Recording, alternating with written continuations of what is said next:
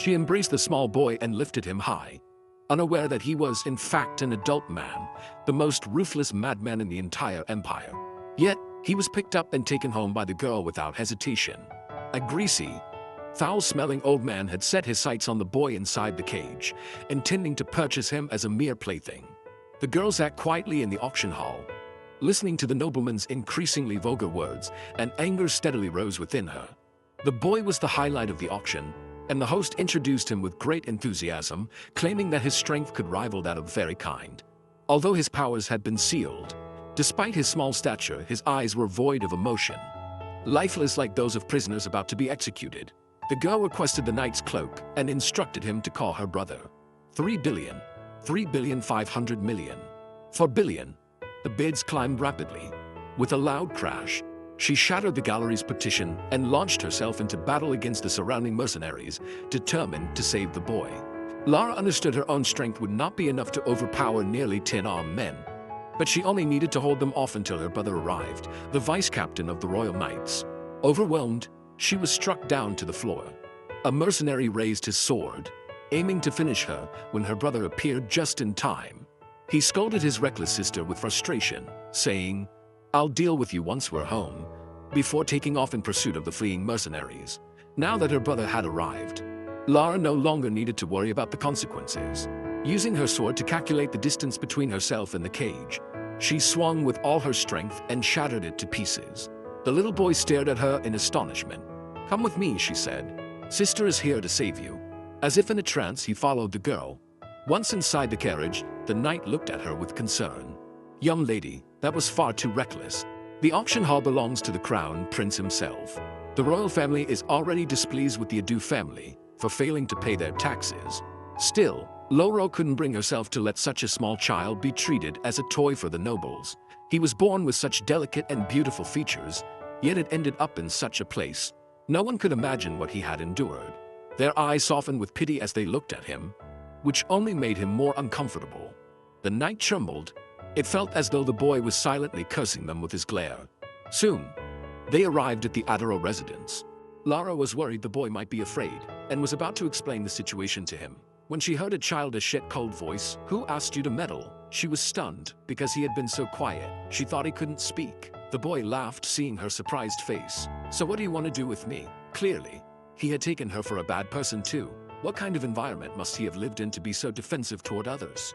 "Little one, I would never force you to do anything." The boy shook off her hand. "Stop pretending to be kind." He jumped out of the carriage and walked toward the forest. Lara followed him. "It's very dangerous this late at night. Where are you going?" Seeing the boy not responding, she began to scare him. "There are big snakes on these mountain paths. Those snakes are very terrifying. Even I don't dare walk these paths alone at night." The boy turned back in annoyance. "Hey, what do you want?" but tripped over a stone because he wasn't looking ahead. The girl caught him just in time. "See? I told you it was dangerous here. Are you hungry? Would you like sister to get you something to eat?" The boy's expression worsened.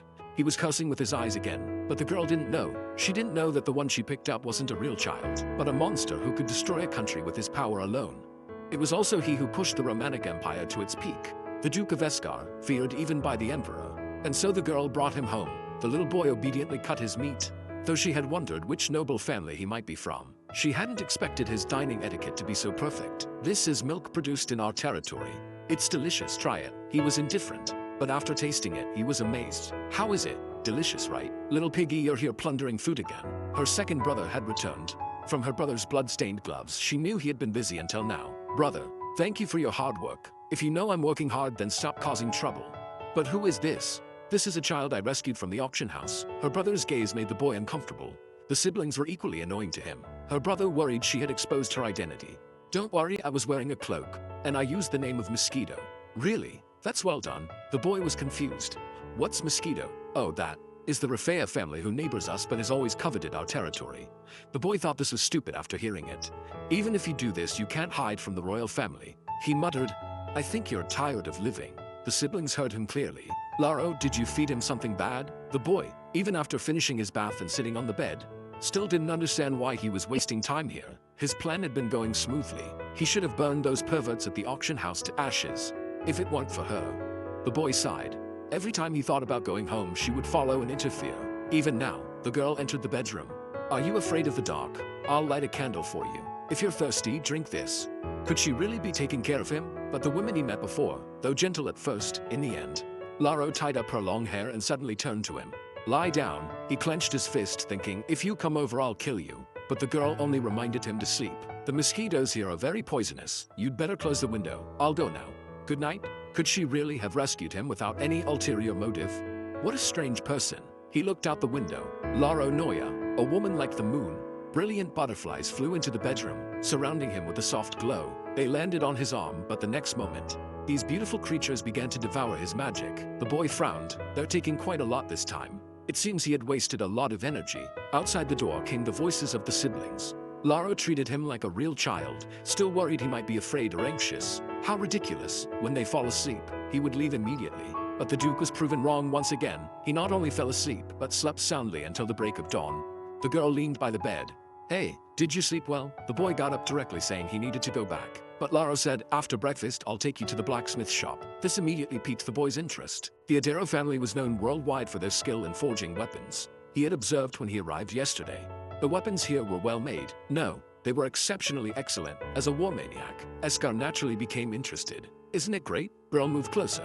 Don't be fooled by my appearance. I can make weapons of that caliber too. He wouldn't doubt it for a second. Those hands were evidence enough. Seeing the boy's interest in weapons, Laro decided to take him to see the blacksmith shop. She found a pair of shoes and handed them to him. The boy put them on carelessly. The shoes were loose on his feet. Laro sighed. She bent down to tie his shoelaces. Even if it's inconvenient when taking them off, you should tie your shoelaces properly. Only when your shoes fit well will your body feel comfortable and at ease. The boy just looked at her without speaking, but Laro didn't mind. Well then, let's go. We need to cross a mountain to get there. I'll carry you. Just then, she noticed someone behind the boy. The moment he was discovered, that person grabbed the boy. The child's body plus the resentment from yesterday's disrupted plan made the already displeased Eskar want to kill. Fire ignited in his hand, just as he was about to burn the man to ashes. Laro caught up. Why is she here again? Seeing he was about to be caught, the man in black had no choice but to release the boy and escape alone. Laro anxiously checked if the boy was injured. He stopped her. Don't worry about me. Come on, chase after that person. An intruder in the territory should indeed be dealt with first. Laro told the boy not to wander off and chased after the man, but she didn't expect it to be a trap. The Rafea family had ambushed her ahead. Their target was that child. You don't even know who that child is. Hand him over to us. Laro refused without even thinking. The child isn't here, and regardless of who that child is, I won't hand him over to you. She had promised to protect him. This angered red hair. Just as he was about to reveal the boy's identity, the boy walked out. My name is Eskar. Red hair laughed. You came here to get yourself killed. If you obediently leave him behind, I might consider sparing your life, faced with the threat of archers. Laro still wouldn't back down. Keep dreaming. What? Do you want to be pierced by countless arrows? Stop pretending to be kind. You took the child for the same reason. Before he could finish, a whistling sound came through the air. The girl had thrown something at him. His face was cut. Thanks to the spy you sent, I have an extra arrow to throw at you. Next time I'll put an arrow through your head. This crazy woman. Laro shielded the boy behind her. I indeed can't beat so many soldiers, but before you worthless lot finish me off. She pointed her sword forward, her gaze determined. I will first cut off your head. However, if you leave now, I'll let you go. Get lost. This scared red hair. He hadn't seen Laro Noya for too long, almost forgetting what kind of person she was. She always meant what she said, and besides, that person was there. He ordered his subordinates to retreat, but not without making threats before leaving. The little boy peeked out thinking this man at least knew his limits. Seeing them gone, Laro sighed in relief. Though she had said those words, she wasn't confident she could escape unharmed. She turned to look at the boy. Eskar. What? So your name is Eskar? This smile somehow embarrassed the boy. Don't do that. She caught up and continued to tease him. But I'm afraid I'll be scolded. Why? The sword I just threw was from Kaigoro. I should have thrown the spy's sword first. Eskar was confused about who that was. Soon he got his answer. Due to his adorable appearance, he was surrounded by a group of burly men. The leader was Kaigaro. Compared to his earlier frivolous demeanor, they transformed completely when forging iron. Laro suddenly spoke. Don't you think it's handsome? Although anyone can forge, to infuse your soul into it every time is no easy task. Iron is forged by fire, wind, and soul. Weapons made with passion, even if rusty on the outside, still gleam white within. Just like people who are reborn from adversity. After she finished speaking, she invited the boy. Would you like to stay at my home for a while? Before becoming independent, you can learn all these things. Eskar, during the tour just now, had already memorized the mithril forging techniques and practice methods. He only needed to get rid of this trouble, and then go back. That was his plan, but seeing the girl's smile, he seemed to not know what to do anymore. Lara wiped the water from his face. You must be tired today too. Would you like to go back, take a bath and drink some cool milk? He seemed bewitched again, thinking to himself, this is the last time. Lara suggested, let's play a question game on our way down the mountain. The boy spoke first. I'll start. Have you always been this insensitive? Lara admitted frankly. This left the boy completely speechless. How can such a person exist in this world? That's just how our family is, except for my eldest brother. Now it's my turn to ask, when is your birthday? That question is meaningless. Ask something else. Why is it meaningless? That's the day you were born. The boy's voice grew colder. I said those things are completely meaningless to me, because he had been hated since birth. The Eskar family possessed great power, but also carried a curse, so he didn't need these useless emotions. Seeing him like this, Lara said with regret, then I'll ask something else. Is there anything you want to do? I do have one thing. I want to go back quietly. Alright, she wouldn't ask anymore. The girl's father, like her, was a very enthusiastic person. Even his way of expressing welcome was identical. He fed him. The eldest brother worked in the royal court. The younger brother enjoyed traveling. Lara was the third child. Even someone as cold as Eskar could see this was a very harmonious family, completely different from his own. Second brother Keith suddenly looked at him. And you? From now on you're also part of our family, so when I talk to you, you need to answer. Eskar stared at him, then turned his head away again. Being ignored several times made the second brother angry, shouting that he would teach him a lesson. Keith, what are you doing? This little brat needs some violence. But the next second, he was the one who got hit. Our family never hits children. Then why did you hit me? You're not a child, are you? After dinner, Lara took the boy back to his room. How is it? Though a bit extreme, they're not bad as family, right? Eskar stopped as if thinking about something, then turned to her seriously. Not bad at all. That's wonderful then. Sleep well tonight too. After sending the boy back to his room, Lara didn't rest, but found her brother. Her expression became solemn. Brother, can you help me find out where this child came from? In the days that followed, the boy indulged in the kindness here. So he stayed. Eskar, is that a burn? The boy didn't understand. It was just a small wound. Why was she so anxious? It turned out her brother had once been burned because of her. I'm not hurt because of you. He didn't like seeing Lara dejected. It made him restless. He used to think noble ladies lived pampered lives, which was why she was so cheerful and optimistic, but she seemed different. She had calluses on her hands and large stretch marks on her arms. Lara didn't hide her flaws. She was very fat as a child and was bullied and insulted for it, so she desperately lost weight. After slimming down, those who had insulted her actually confessed to her. That person didn't understand her at all, only attracted to her carefully groomed appearance. From then on, she decided not to marry, though she spoke lightly about it. Eskar could feel her sadness. Even so, Lara was still like a sword that has become soft and reforged. Eskar couldn't help but wonder if he extended her hand, would she accept him? Seeing the boy not following, the girl turned back to urge him. What are you standing there for? Why aren't you following? Eskar avoided that clear gaze. He noticed flowers in the distance. Isn't the garden tended to?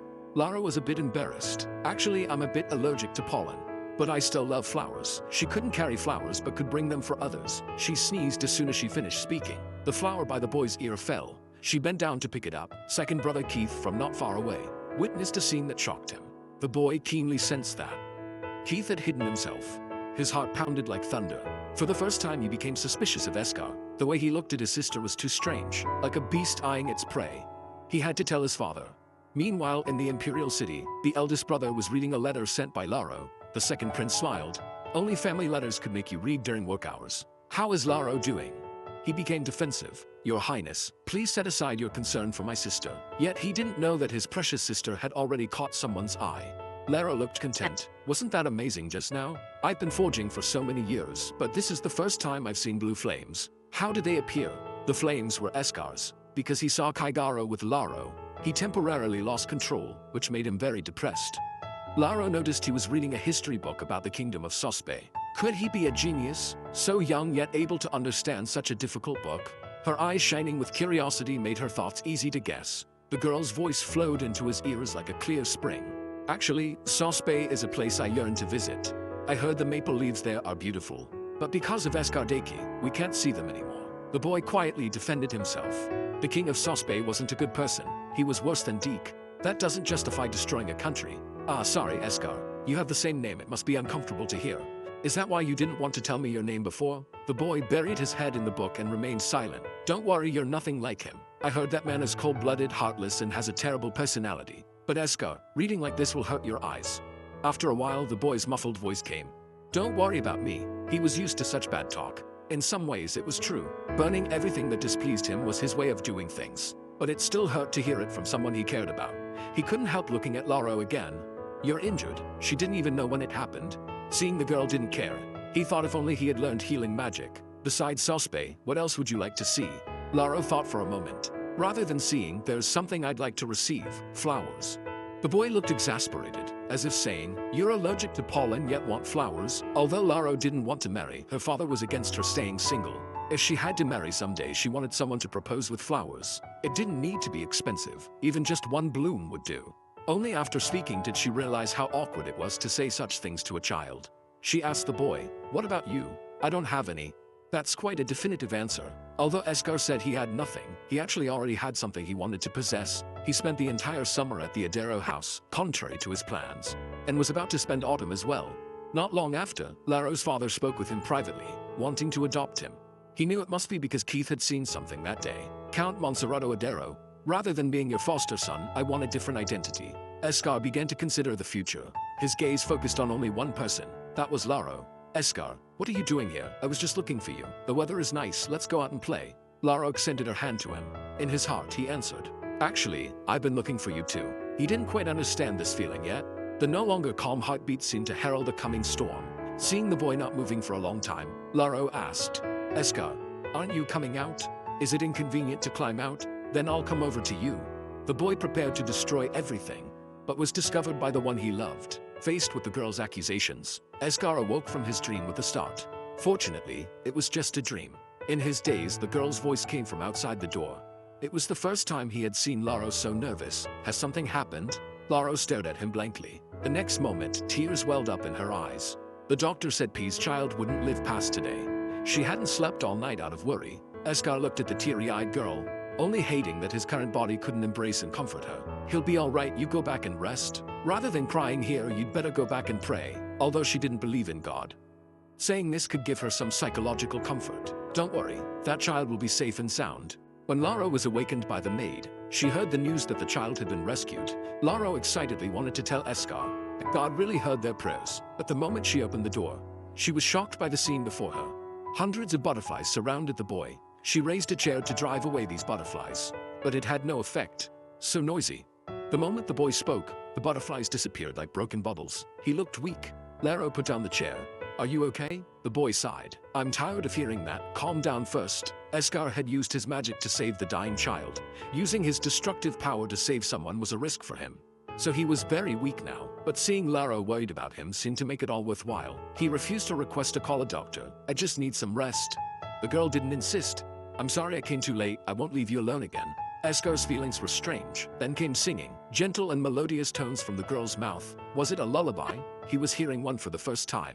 Escar gazed at her. "So, this is what peace feels like?" The child recovered in just a few days. The doctor was surprised because there was no record of survival for this type of disease. Everyone believed a miracle had happened. Today the Count was traveling far, and was also the day he should leave here. He said goodbye to Laro. "Do you really have to go?" "Yes, I've already spoken with the Count. I will come back soon." "You're not even taking a carriage? Although you say someone is coming to pick you up. At least wear this. Don't get sick wherever you go. It's okay if you don't want to come back." Escar sighed. "I will be back soon, and I have something to tell you then." His sister and others must be looking for him, and he hadn't figured out how to make Laro accept his true form. "Escar," the girl suddenly hugged him. "You must come back." This was the most ardent summer of Escar's life. He could feel that. Even if this intense emotion would melt him in the future, he would gladly accept it. Laro hadn't expected that on the very day Escar left, Adero would suffer its greatest attack ever. The head of the Rafea family, in the absence of her father and brother, ambushed them. The girl put on her armor, shouting for children and the elderly to hide. She took up her sword. For the honor of the family, she would never back down. While Escar was walking down the mountain step by step, choosing to walk instead of using teleportation magic, he was reluctant to leave this place filled with memories of Laro. Even his clothes still carried her scent. He looked back. By now, she should be resting. In the next moment, the boy keenly sensed something. He placed his palm on the ground, feeling the vibrations. This wasn't the Count's carriage. The smell of fire permeated the air. Something had happened at the Adero house. In the next instant, the boy disappeared. When he teleported to the mansion, towering flames surrounded everything. He looked to the knight who sat crumpled on the ground. "Where is Laro?" Flames swirled around the boy with his magic. His eyes flashed with ferocity. Where is Laro? Esker was ultimately one step too late. He witnessed Laro's fall with his own eyes, after cutting down another enemy.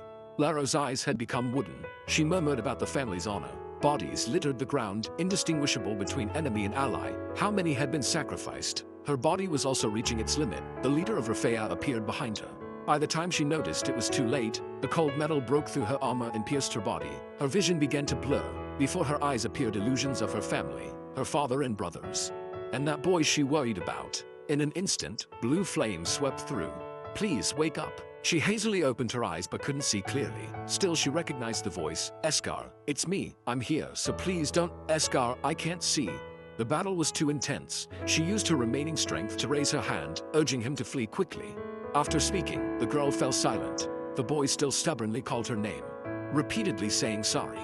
The moment he witnessed her fall, Eskar's magic went berserk. He killed everyone here, including the Adero soldiers. The blue butterflies appeared again. They surrounded Esker and fluttered, then began to spread outward, landing around the Adero soldiers. As the healing light shone, the boy's body began turning black bit by bit, spreading to his neck and head.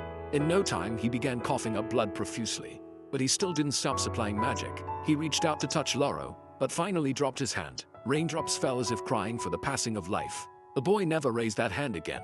When Laro woke up, she was back in her room.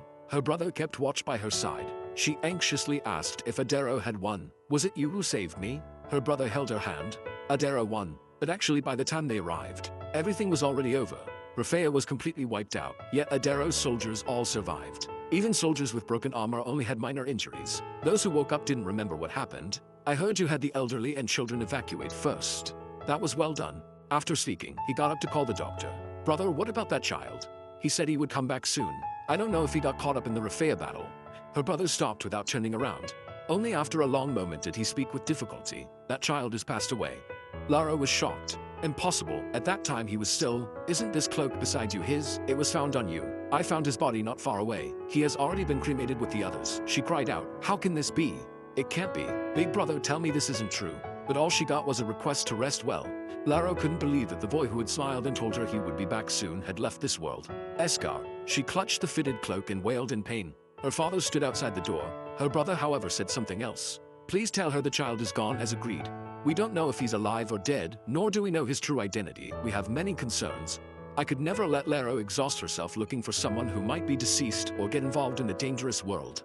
So let's keep it concealed. Since that incident, Laro spent a long time unable to overcome her grief.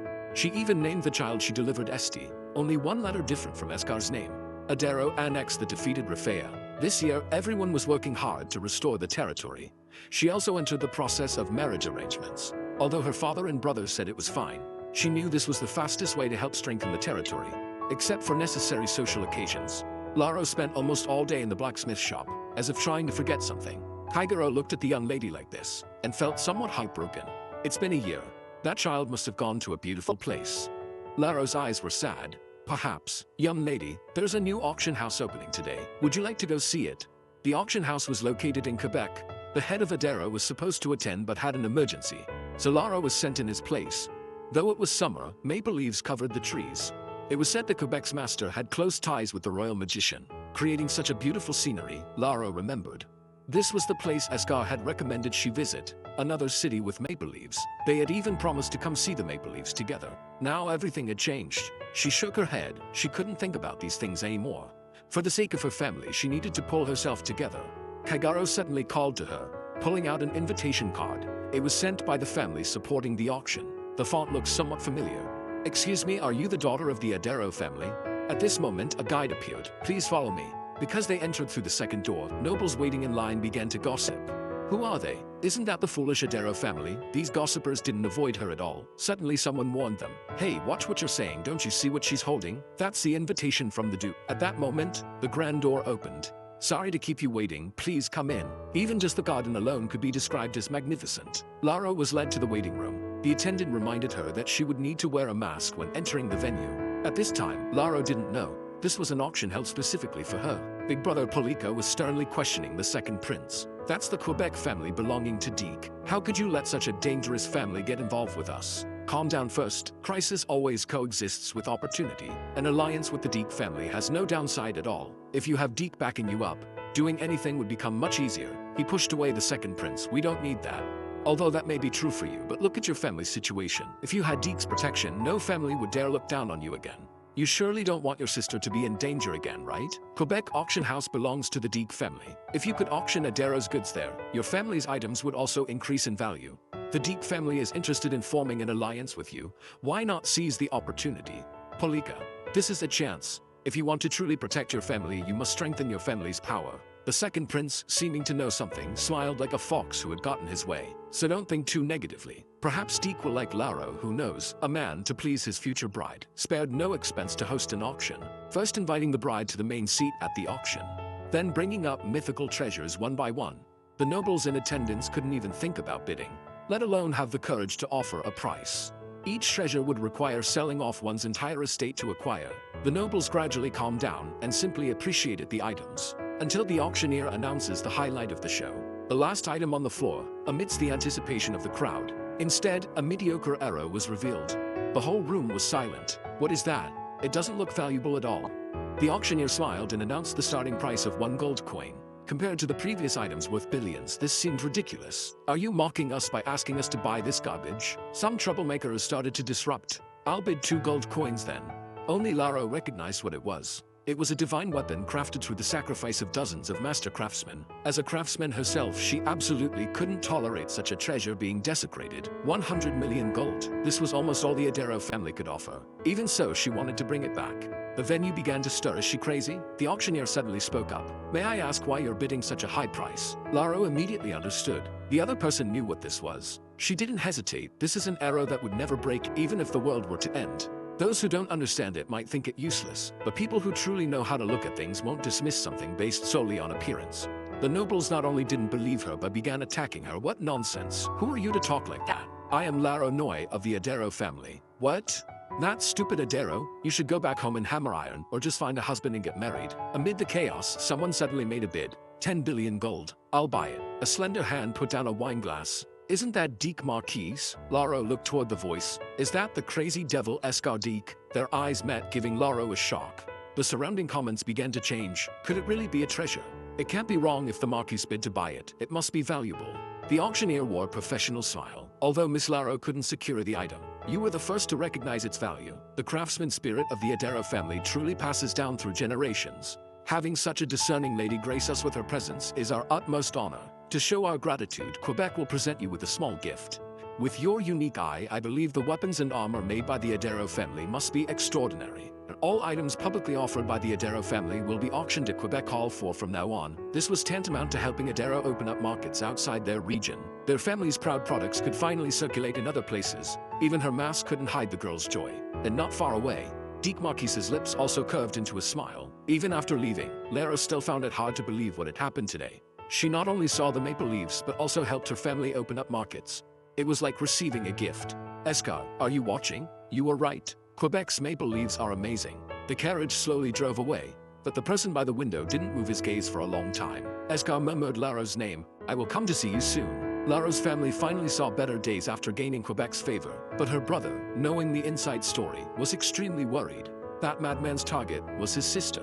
He advised Lara that she could refuse if she felt uncomfortable. But having obtained such a hard-won opportunity, how could the girl give it up? She arrived at the capital's most popular armor shop. The current popular armor styles were ornate. They looked good but weren't practical. Adaro, on the other hand, emphasized practicality and durability. But due to appearance issues, they weren't widely accepted. She firmly believed quality would triumph over mere looks. She believed people would soon recognize its value. Lara then noticed a piece of armor nearby. Not only was it well designed, but also very sturdy. She could tell at a glance it was forged by the dwarf kingdom of Arthia. The shop assistant approached. This is armor from the Deke family, imported from Arthia.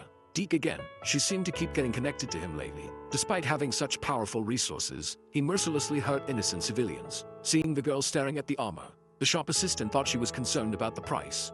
If you find the price expensive, we have cheaper items over here. When Lara left the shop, she immediately contacted her second brother.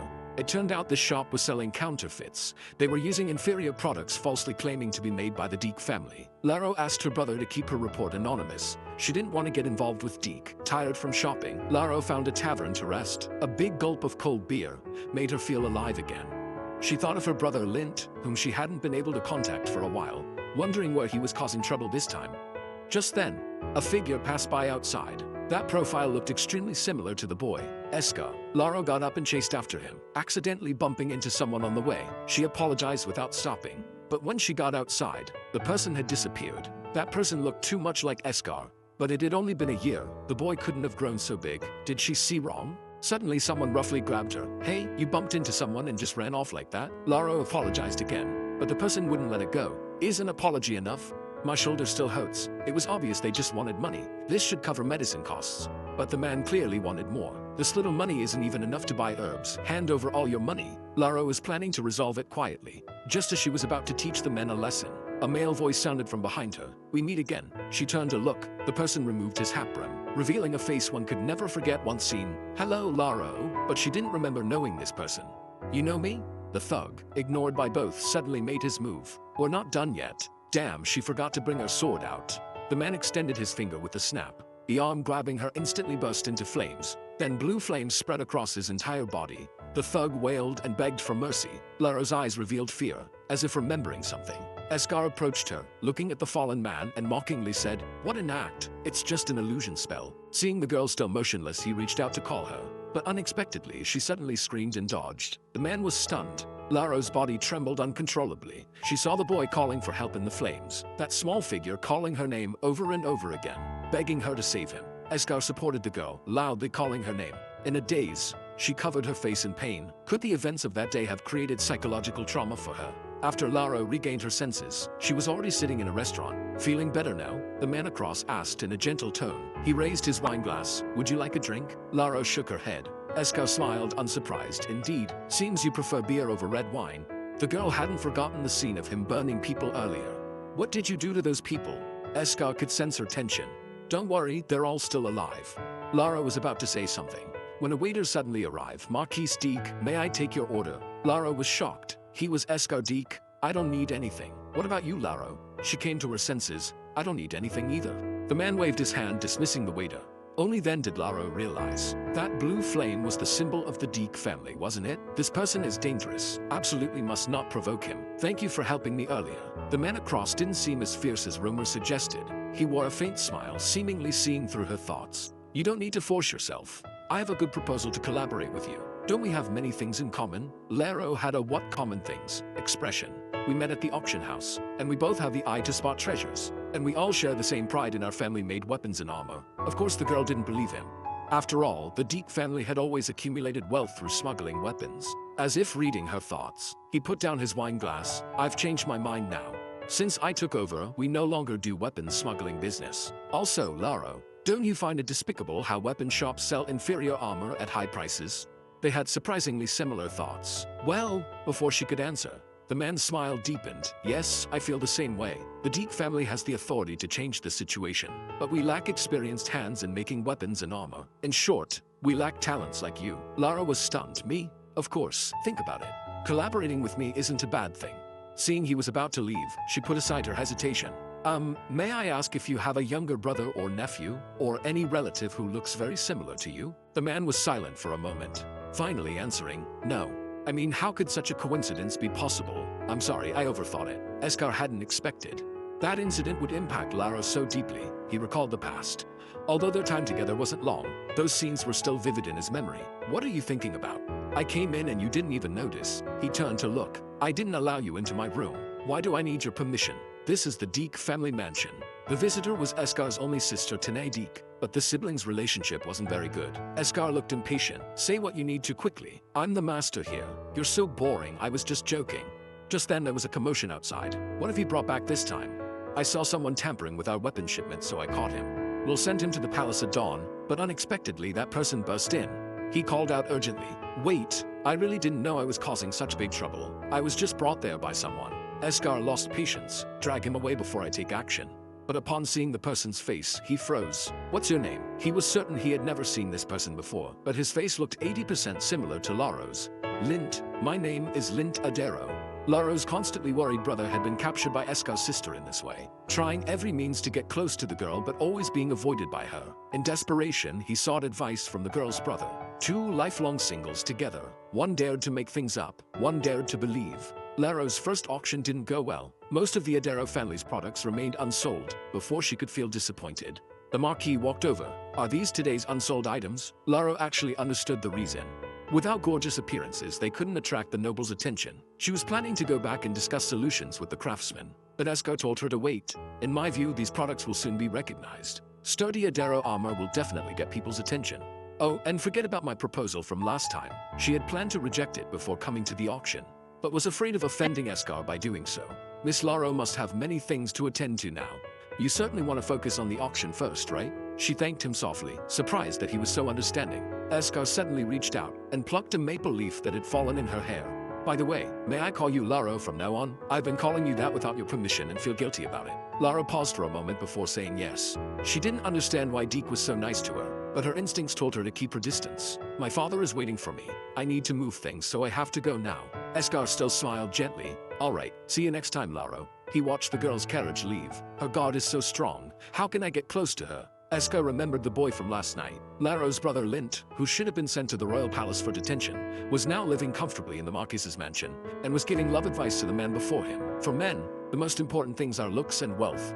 As long as you look good, you'll generally be well received. Then comes the gift offensive. All kinds of luxurious gifts, jewels. He took a bite of cake, but what kind of woman are you interested in to be asking these questions? You are the Deke Marquise after all. Escar asked in return, does your sister like those things too? Of course, good-looking, capable, and devoted, plus dazzling jewels. At least that level is needed to win my sister's heart. In short, this is a common trait among girls. Brother, your looks are fine. The rest just needs financial support. One was talking nonsense, the other listening seriously. Escar instructed the maid to take good care of the boy.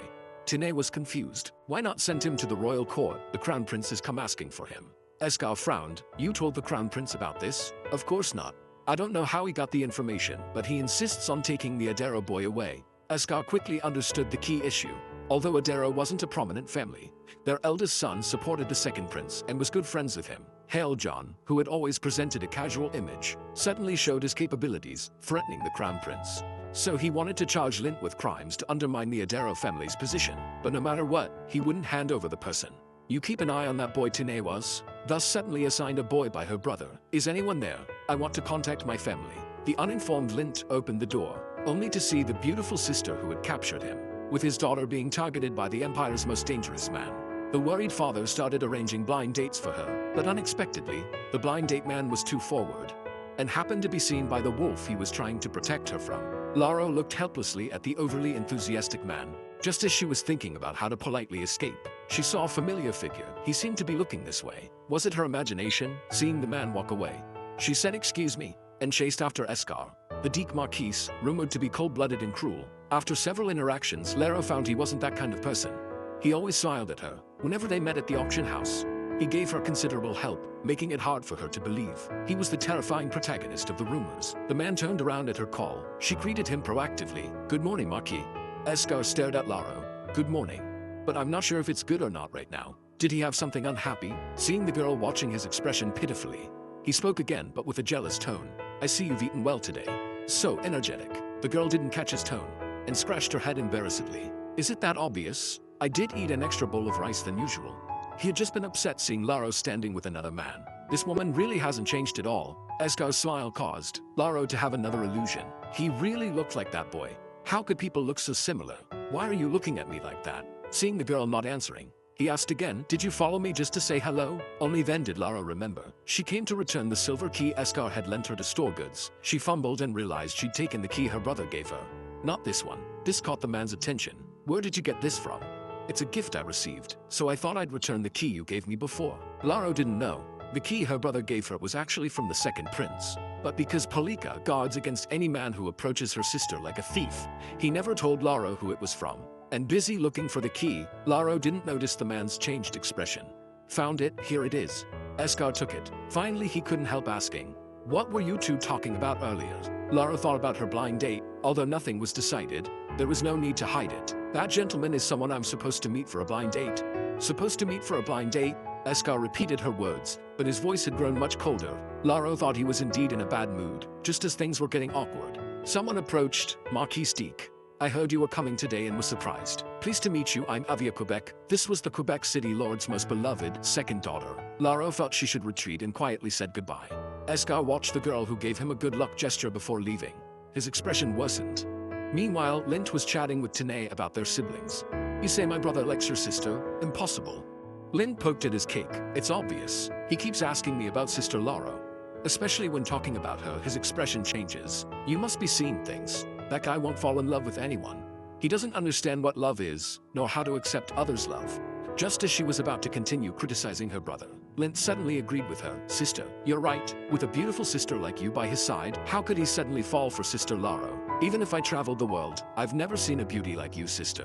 Stop that useless talk, little guy. I'm annoyed enough already. If something happens, I won't care about Escar's fate. I'll hand you directly to the royal court. That won't do, sister. Tanae ignored Lint. She didn't believe Escar had someone he liked. So many beauties had surrounded him before, but he never glanced at any of them. But recently he had been acting strange, reportedly asking about jewels to give to a woman. She needed to investigate what kind of woman this Lara Noi was. The girl, to prove her shield was the best, at the auction house, made a vow. If anyone could make her shield crack with one strike, she would give up all her family's earnings from today's auction. But unexpectedly, the challenger turned out to be the Empire's strongest man. The reason Lara made this bet was that before the auction, she had wagered with an old man. If she could make her goods fetch the highest price at this auction, he would give her the shield he brought back from the Tar Sea. Otherwise, Lara's shield would be his. The old man summoned a treasure chest. He was actually also from the Deke family.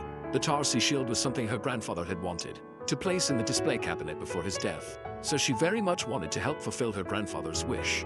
Just as Lara was thinking about how to win the bet, she met Escar. You're not watching where you're going. She quickly moved aside, saying she was thinking about something important. Seeing his questioning look, she explained it was a bet with someone, but halfway through felt she shouldn't be saying this. To her surprise, the man suddenly cornered her against the wall. Continue, Lara. The girl froze. This distance was too close. Escar seemed to know her confusion. Nobles all like eye-catching things. They're actually very simple. If you can prove the value of something in front of them. Lara excitedly said, that's it. She just needed to demonstrate the value of the Adero shield to everyone. So that led to her personally demonstrating it on stage. Amid doubts from the crowd, Escar confirmed with her again, are you confident your shield can block my flames? The shield she brought this time was forged with Dralaten's blood. It could defend against almost any attack. This was also why the old man had his eye on the shield and made the bet with her, but she was still traumatized by Deke's fire.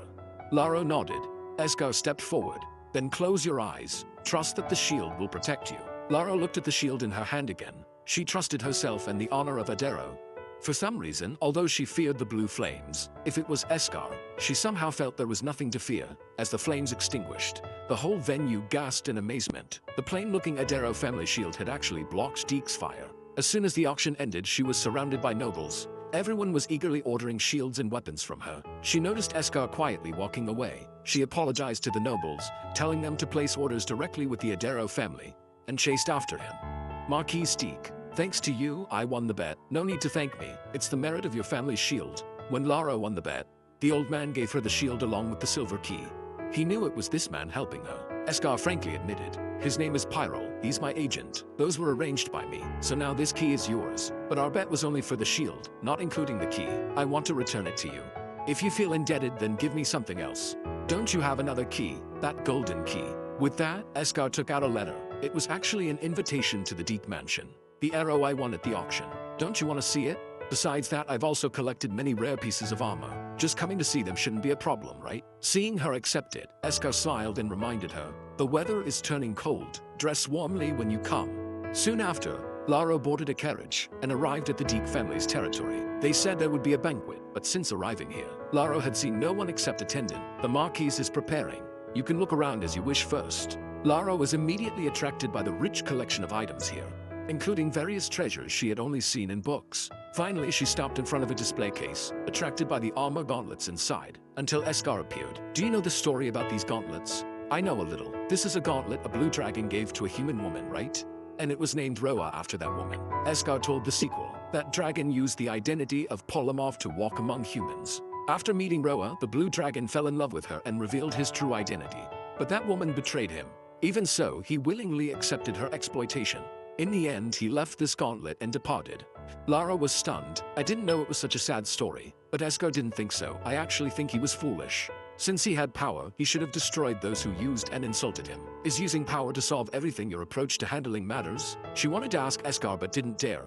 The banquet should be ready, right? But his response was unexpected. I'm not going. Why? This banquet was forced by my sister. And if I go, everyone will feel uncomfortable. Laro denied this. They won't. Rumors say, Marquise, you are cruel and merciless. I've also seen you attack others without mercy, although I don't like your weapons business. You are much kinder than I imagined. It seems you're mentioning more of my flaws than merits. I'm sorry. I meant, if you could behave well at the banquet, everyone would surely change their impression of you. Eskar smiled. It's okay. This banquet isn't important to me anyway, but I heard your fiancé is coming. Eskar was stunned. Fiancé? Yes, you actually believe such rumors? Everyone believed it. I don't have a fiancé because I already have someone I like, and I'm pursuing her one-sidedly. Lara was shocked again. Eskar could tell just by looking what she was thinking. The girl indeed started babbling. Congratulations, Marquis. Having someone you like is a very cool thing. Do you have one? Lara recalled the past. Some approached her for her looks. Others hoped for a business marriage alliance with her family. But as for love, regrettably, I don't. But I truly think it's a very cool thing. If Marquise, you could sincerely express your feelings to the person you like, that person would surely open her heart to you. Is that so? Then you're saying I'm not being obvious enough right now? Yes. If you could be a bit bolder, then definitely. The rest of the words were swallowed back by Laro. Why was he smiling so handsomely? If he smiled like this at the person he was pursuing, he'd surely be halfway to success. Eskar still smiled gently. I'll definitely keep your words in mind. In the following days, Eskar gave out gifts like crazy. Laro took the teleportation magic circle diagram and asked Eskar to take back all the gifts he had given her. But the man just took it, glanced at it, and smilingly burned it on the spot. I refuse. Once given, he would absolutely never take back gifts. Laro really didn't understand. What exactly do you want from me? Eskar stared at her and asked back. If I tell you what I want, will you give it to me? Even if the girl was tense, she could see that the other's target was herself. And this crazy man had completely followed her advice from a few days ago, throwing out sweet words like they cost nothing. I was captivated by you. By the time I came to my senses, I was already in too deep. All the goodwill and care I've shown you are actually my tactics because I want to possess you, but you never noticed. So I changed my approach. Now you're finally responding. Laro muttered quietly that this wasn't a good method. How is it not? This advice came from someone I trust. Laro's brother Lint was living quite comfortably here. Among other things, the suggestion that Eskar should send expensive gifts was his doing. She would never suspect her own brother had sold her out. So tell me, what's your ideal type? She seemed to be getting played by this man. Better say characteristics opposite to his. I like kind, warm, and gentle people. Well, I'm working on becoming a kind person myself. Not enough. They should also know how to cook. Isn't that describing me? I'm very skilled with fire control, and my knife work isn't bad either. That's not wrong. Everyone knows he's best at killing and arson. Lara was going crazy. This wasn't the result she wanted at all, and he must be honest and law-abiding. So you like law-abiding men? I should be that way too. Eskar rose and walked to his desk. Starting tomorrow, all illegal activities of our family will be reformed, and the weapons trade you dislike will be stopped, though the process will be complicated. But I'll handle everything. Anything else? Only then did Lara realize that Duke Deek was serious about her, as he helped her into the carriage to return home. Eskar continued throwing out conditions to entice her. Think it over. I'll give you everything you want. Come play at night next time. The night view here is incomparably more beautiful than daytime. I'll make you even happier at night. Because of the sudden confession, Laro couldn't sleep all night. That man's words echoed in her ears like a spell, making her restless. She hugged her pillow, trying not to overthink. But the ambiguous words still faintly assailed her, occupying all her thoughts. When she woke up, she learned from her maid that Duke Deek had already come, and he had finished talking with her father. Eskar was preparing to leave. He should have performed pretty well just now. Although the other party seemed nervous, he still firmly stated that if his daughter was unwilling, he would not agree to their relationship. As expected, he's still a daughter-spoiling father. He looked back. Everything here remained the same as before. The seemingly stupid but brave servants, to the maids who always had foolish smiles on their faces. This home that Laro deeply loved was exactly the same as a year ago. He had taken a long time to recover after depleting his strength. It was only after returning here that Eskar first thought it was good that he had saved them. A familiar voice called him. He turned around and smiled at the girl. Lara was curious about what he had said to her father. Just as she was about to ask, she noticed flowers blooming all around. She was going to have an allergic reaction to the pollen again. Eskar noticed her discomfort. I remember you seem to be allergic to pollen. Who planted these? Laro explained between sneezes. It must be the new gardener who accidentally planted them. Before she could finish, the man extended his hand. The bright flowers were instantly ignited. Laro was stunned. Why did you burn all the flowers? Because they made your body uncomfortable. Do you want me to stop? Of course, then please tell me. She didn't quite understand but did as told. Please stop. The blue flames extinguished. Eskar smiled. See how I listened to you? You told me to stop and I stopped. And I have no intention of moving against your family. You don't need to fear me. It's just that those brothers of yours are a bit troublesome. Lara was surprised. You met them too? After I finished talking with the Count, they invited me to meet them. They treated me like a dangerous flood or beast to be wary of. I apologize on behalf of my brothers. They're just too worried about me. I understand. After all, my patience is also for my own purpose. If you still feel confused, I can give you time to consider slowly. But I hope you know that no one will love you more than I do. His eyes revealed his determination to have her. As a saying, so don't think about escaping. Just accept me. I will never give up on you. Although Eskar appeared docile and presentable, Lara's brothers were indeed dissatisfied with him, especially the eldest.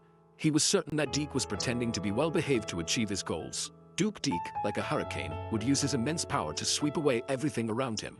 He would never marry off Lara to such a person for the sake of benefits. When the second brother saw the Duke, he was reminded of that child from before because of their similar appearance. So, that's why sister is so confused. The Deke family is known as the cursed family. This is the price that should be paid for obtaining such tremendous power.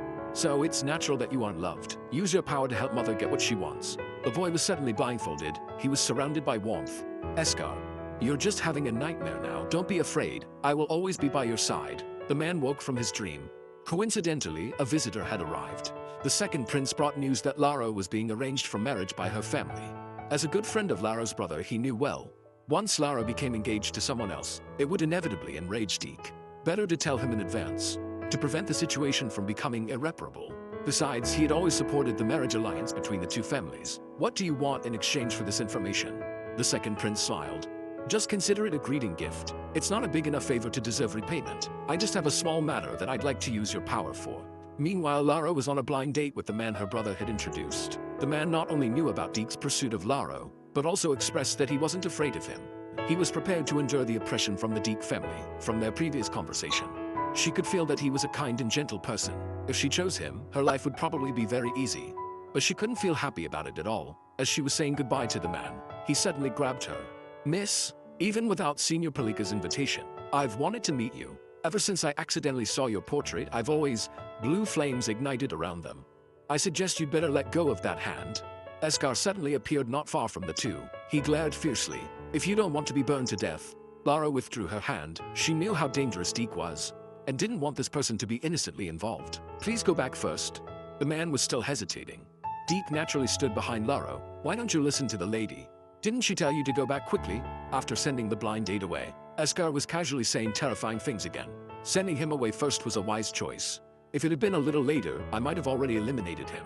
Lara had always disliked his way of doing things. Please don't say such things casually. Why? Words like eliminating someone shouldn't be said casually. He didn't do anything wrong. Eskar sighed. But the current situation seems too cruel to me. Lara wanted to say something more, Duke Deke, but was interrupted. Eskar, please call me Eskar. But for someone of higher status than oneself, names are not something to be called casually. Only lovers and spouses can. Moreover, the name Eskar would remind her of that child, so she refused. I'm sorry, I can't do that. For Lara, it was just a simple refusal. But for Eskar, this moment seemed to confirm the curse his mother had spoken of. He had prepared everything the other might want, but still couldn't get what he desired. You will never be able to obtain love. As his mind was severely shaken, a subordinate suddenly interrupted their conversation. What is it? The messenger conveyed information in code.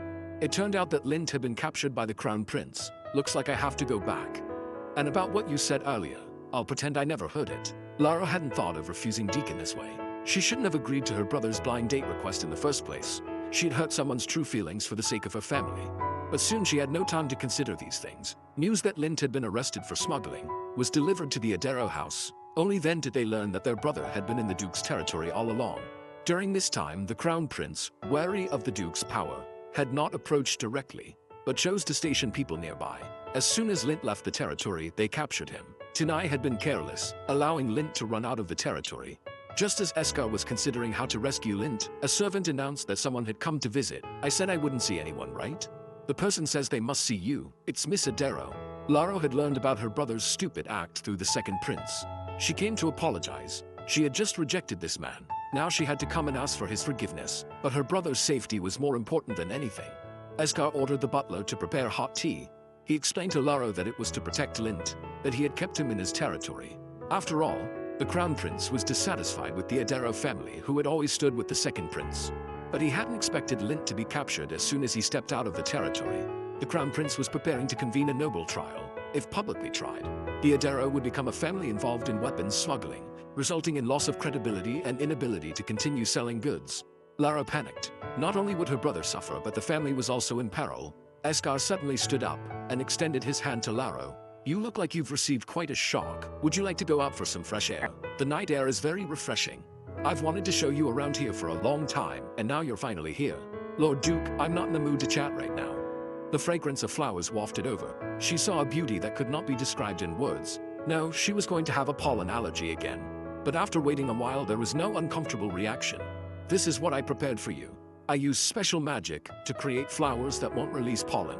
I've told you many times, I'm willing to fulfill any wish for you. So, this time please use me. With my power you can protect both your brother and your family. So Laro, please marry me. The crown prince used Lint, who was involved in the smuggling incident, to pin false charges on the Adero family. Even though Laro's father and eldest brother went to explain, the crown prince still insisted on convening the noble trial. He wanted to make an example, to show the nobility what would happen to families supporting the second prince. The trial began as scheduled, even though Lint had no motive to be involved in the incident. Due to the sudden death of the only witness, there was no one to prove his innocence, and the nobles were all looking to the crown prince for direction. Just as the jury was about to vote, someone suddenly interrupted. I hope I'm not too late. Second Prince Hailjon arrived at the scene. I'd also like to observe and learn from my brother. Is that all right? Among the royal family, very few nobles supported the second prince. The crown prince was confident in controlling the trial. Of course. Brother, you are truly a generous and loving person.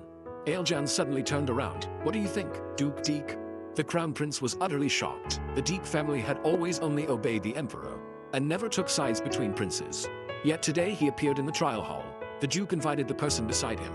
Since we've been allowed, let's go in too. The person wore a ring. Appearing was a splendidly dressed Laro, who took Esgar's hand. Even her father and brothers looked surprised, seeing the nobles beginning to waver. The crown prince panicked. He had to stop this. Duke Deek, you cannot participate in this trial. You gave up the right to participate in noble trials long ago. No, crown prince. Duke Deek has the right to participate in this trial. He will hold a wedding with me within half a month. Everyone was shocked. Hailjon glanced sharply at Laro, but he quickly adjusted his emotions and turned to the crown prince. Did you hear that, brother?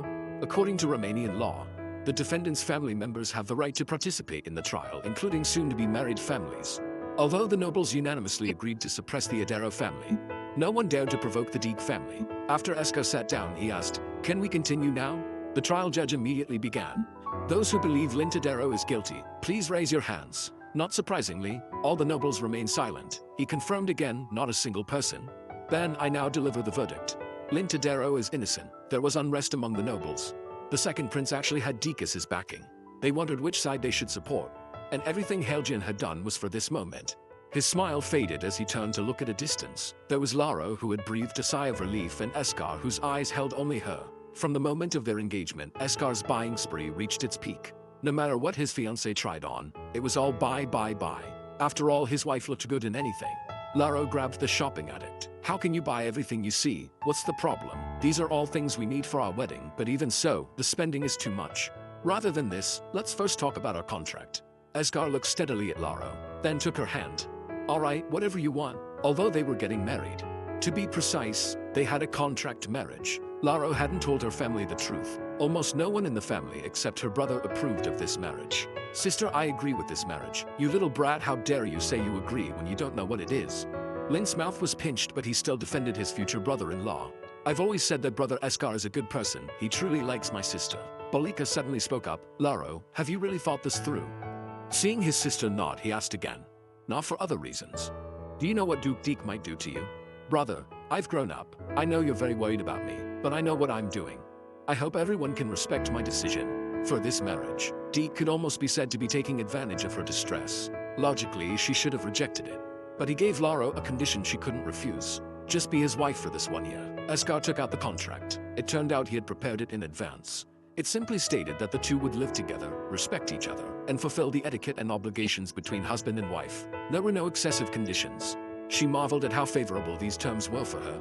Eskar smiled. How could that be? I'm getting you after all. Every time he was so straightforward, she didn't know how to react. I've told you before that I ask nothing else of you. I will fulfill my basic duties and etiquette as a husband. I hope you will do the same. Speaking of marital obligations, Lara recalled the maid's words and asked when they would have children. Just thinking about what would happen after marriage made her nearly explode. Eskar thought she was just nervous. He placed his hand over Lara's. Now the Deke house is also your home. You can relax a bit. Also, let's hold the wedding according to Adero tradition. The traditional Adero wedding is held on Stone Mountain, so it's not lavish. Laro asked, is that really okay? Do I look like someone who cares about ostentation? Laro looked at him silently, her gaze saying, is there anyone who cares about ostentation more than you? Don't worry, the man who's about to become your husband isn't as obsessed with money as rumors suggest, just as you're about to become the mistress of Deke. I am also the son-in-law of the Adero family. I think it's better to follow the rules of the Adero family. Plus, that mountain feels very much like you. Lara hadn't expected Deke to be so considerate of her. I think my eldest brother and father would be very happy to know that too. Eskar suddenly remembered something. That would be good, but they still seem to dislike me. In places Lara didn't know about, her two brothers had both very amicably communicated with him, but he didn't mind at all and instead felt happy. Laro, I have many family members now, real family members. This man who was about to become her husband made her think of that boy again, just like someone who had just learned the word family. His still unfamiliar yet hopeful tone inexplicably touched her heart.